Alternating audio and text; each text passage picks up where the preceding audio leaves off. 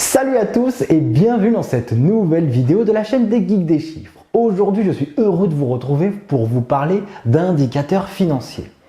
J'ai choisi de vous parler de deux indicateurs qui sont très importants, à la fois la valeur ajoutée et le BE. Alors avant de commencer, si vous ne l'avez pas déjà fait, abonnez-vous à la chaîne des Geeks des Chiffres, mettez un maximum de pouces bleus, écrivez des commentaires si vous avez besoin d'informations, on se fera un plaisir d'y répondre. Moi je vous dis, installez-vous correctement, confortablement, on va démarrer, c'est parti.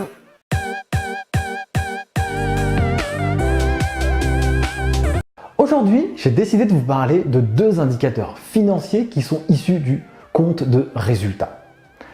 On va d'abord commencer à parler de valeur ajoutée. Souvent, en termes financiers, on appelle ça la VA. C'est un indicateur Très important. comme beaucoup d'autres, mais celui-ci particulièrement parce qu'il est commun à bon nombre de financiers. Tout le monde le connaît. En gros, à quoi il sert et qu'est-ce qu'il démontre? La valeur ajoutée, d'un point de vue financier, c'est assez compliqué. Comment ça s'explique? Moi, je vais essayer de le faire un peu plus simplement. C'est votre chiffre d'affaires moins la consommation en provenance des tiers. Oh là là, c'est pompeux ça. Mais ça, c'est vraiment la définition.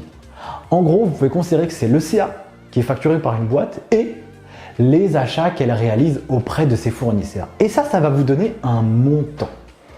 Et ce montant, soit il est positif, donc ça c'est super. À minima, c'est important d'avoir plus de chiffre d'affaires que d'achats qu'on fait à ses fournisseurs. Mais aussi, on va calculer le poids de la valeur ajoutée par rapport au chiffre d'affaires. Par exemple, j'ai facturé 100 € de produits. J'ai acheté à tous mes fournisseurs 50 €. Donc, j'ai une valeur ajoutée de 50 €. Et je vais toujours faire ce rapport. Le poids d'un poste par rapport au chiffre d'affaires. Le poids de la valeur ajoutée, 50 €, divisé par 100 € qui est le chiffre d'affaires multiplié par 100, ça nous donnera le taux, le pourcentage de valeur ajoutée par rapport au CA, au chiffre d'affaires. En l'occurrence, dans notre exemple, c'est 50%. Comment je sais si la valeur ajoutée est bonne ou pas? Déjà, elle est positive, ça on est content. Deuxièmement, je vais regarder moi-même. Moi-même, c'est ma valeur ajoutée cette année, elle est de 50%. Quelle était ma valeur ajoutée de l'année dernière? 40? Alors, c'est un bon indicateur. J'ai une progression sur ma valeur ajoutée par rapport à l'année dernière. Ça, c'est super. En revanche, si l'année dernière, j'avais 50 et cette année, j'ai 40, là, il y a un problème. Il faut aller chercher pourquoi. Est-ce que j'ai moins bien vendu? Est-ce que j'ai acheté plus de choses qui n'avaient pas d'impact direct dans mon chiffre d'affaires? Bref, il faut aller chercher l'information de pourquoi ça a diminué. Mais ça, c'est pas tout. On s'évalue par rapport à soi-même. Mais comment on devient exceptionnel quand on monte une boîte et quand on la développe? Il faut évidemment se comparer aux autres du même secteur ou du secteur qui s'approche. Savoir si on est bon.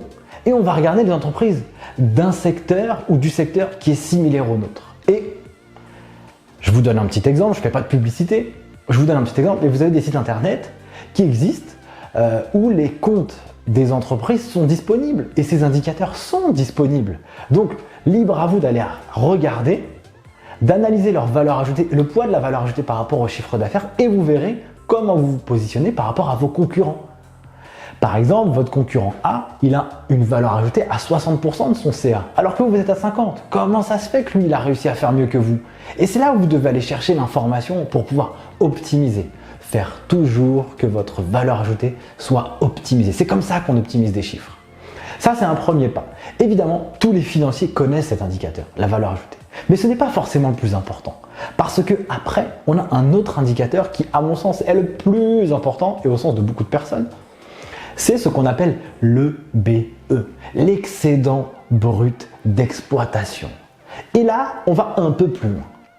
Je vous ai parlé de chiffre d'affaires, ça c'est les produits. Vous en avez d'autres, des subventions d'exploitation par exemple, avec quelques autres petits indicateurs. Vous avez les charges que vous allez constater auprès de vos fournisseurs. Mais vous avez aussi les différentes taxes à payer et les salariés. Évidemment, le BE, c'est vraiment cette différence qui va couvrir votre activité, les fruits de votre activité, moins tous les achats qui vont avoir un impact de trésorerie. Et ça vous donnera l'excédent brut d'exploitation. Et ça, évidemment, tous les financiers le regardent et le connaissent avec très grande attention.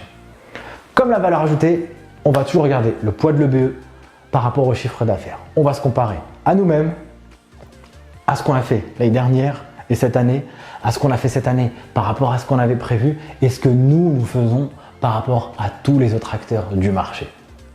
Voilà pour ces deux indicateurs sur l'EBE et la valeur ajoutée. Ils sont très importants, j'ai essayé de vous faire bref. J'espère évidemment que cette vidéo vous a énormément plu. Mettez un maximum de pouces bleus si vous souhaitez que l'on continue. Évidemment, écrivez des commentaires, abonnez-vous à la chaîne des guides des chiffres et moi je vous dis à bientôt. Ciao!